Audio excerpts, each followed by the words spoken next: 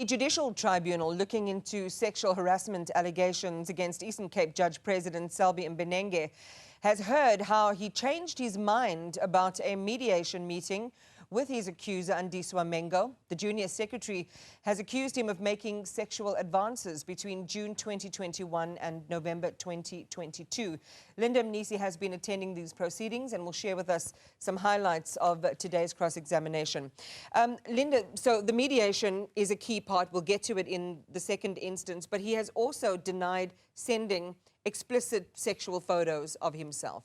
Absolutely, and he relies on documentary evidence and also saying that these images were never presented before this tribunal, so it cannot be said that these images exist. But the evidence leader pointed to, the probabilities of there being those pictures. You'd recall yesterday, she pointed out the messages, particularly after one of those pictures were allegedly sent, and she said, if you look at the response that you sent in response to this particular picture, you said, yours, please. What did you mean by yours, please? Yours what? And he says, it may have been something else, but definitely not a picture of his genitals. So he denies flat out that he ever at any point sent these pictures. But also, you'd recall that there's also the issue around the unzipping of his bulged crotch during one of the disputed in-person interactions. And he's kept to it, saying, well, look, this thing never happened. I can account for my movement on the 15th of November. And from what, this tribunal has heard, it cannot be that I was in my chambers at that particular time. But of course, the evidence leader again drawing to those probabilities around whether or not this incident, could have happened. I want us to take a listen to when he was asked about the unzipping incident. I put it to you that the incident Ms. Mengo describes of you unzipping your pants could very well have occurred during one of those unaccounted for periods in the afternoon when your secretary was not in the office and also when we do not have the video footage. What time was that? Just answer the question, please. I can't answer a question.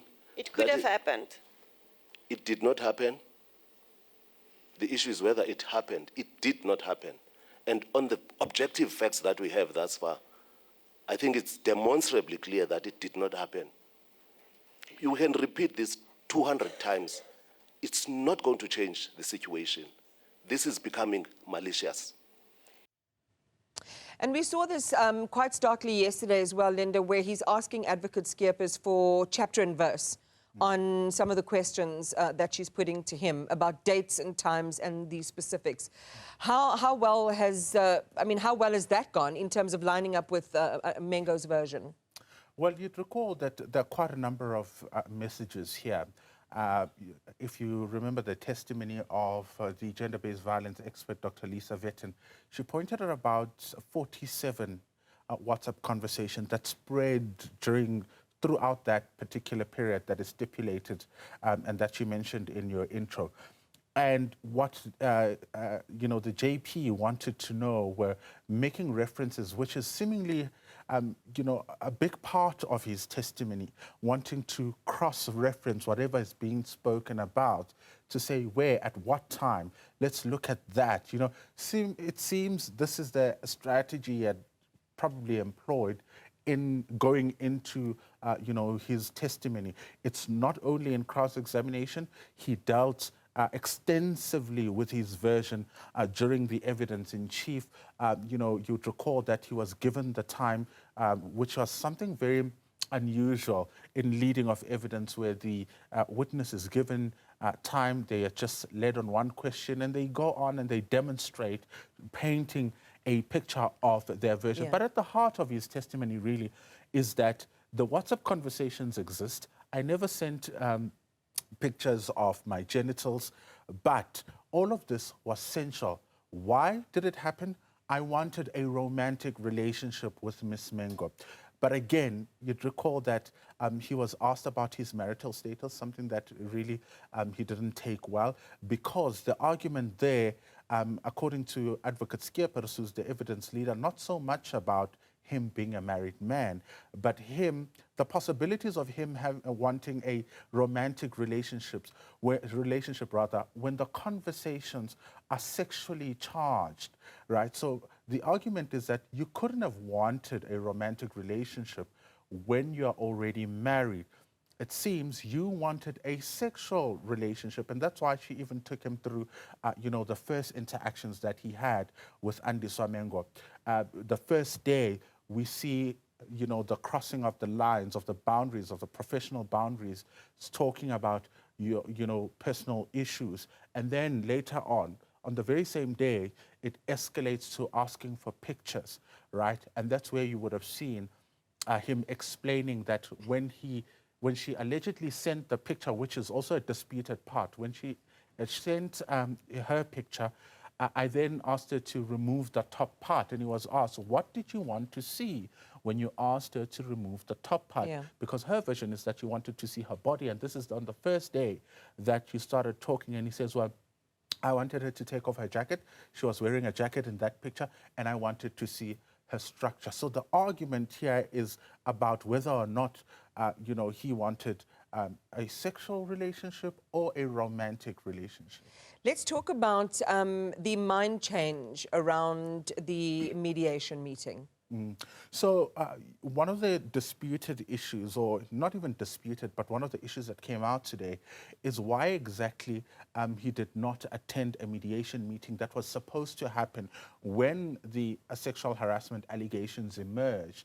And he says his intentions were to attend that meeting, but he wasn't prepared or did not want to be confronted with images that he did not send. Now, this is referring to the pictures around the genitals. So I did not want to be confronted with pictures that I did not share. And then the evidence leader saying, so what did you then do? Did you try to reach out to the complainant? And he said, well, I tried to call her. And the evidence leader responded, and she blocked you. And he said, yes. Did you try anything else?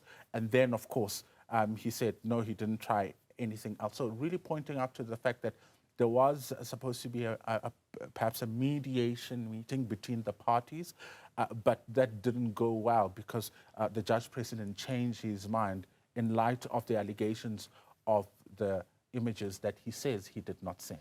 We were promised yesterday, and it was interesting because Chair Justice Bernard Ngwepe seemed a little bit exasperated that the proceedings ended at the point in time that they did yesterday, quite determined that this would be completed in the allotted time. So what's next, Linda? So we're expecting now that there will be oral arguments, which will take place in October. This is the 21st of October. You'd recall that Mbenenge was the last witness in his case. So there won't be any more witnesses. There was no re-examination from his team either. So come the 21st of October, we're expecting to hear from both parties why they think, from the evidence leader, why she thinks she's made out a case here, and from the respondents, why they think there isn't a case here. So it's going to be quite interesting because they'll, of course, be pointing out certain important points in their cases that they believe demonstrate that there was a case or there was no case. Linda Mnisi, it has been, I mean, it's been hugely explicit, no doubt uncomfortable, I guess. And as you say, he's been so determined to detach his family, any references from these proceedings at all times. So, again, it's been a subject of huge interest, even judging by the numbers of people that are watching the feeds every day. We'll check back with you again tomorrow. Thanks for that update.